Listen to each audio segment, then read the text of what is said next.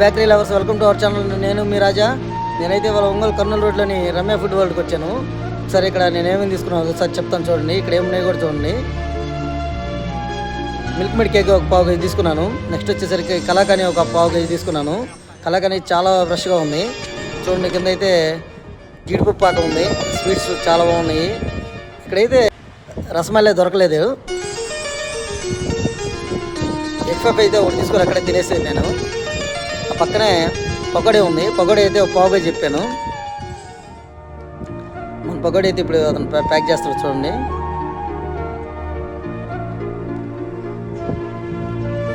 నేను వీడియో తీసుకుంటా బిజీగా ఉన్నాను. బామర్ది బిల్లు కట్టరా అని చెప్పాను నేను. బట్ చాలా సీరియస్గా బిల్ పే చేస్తున్నాడు.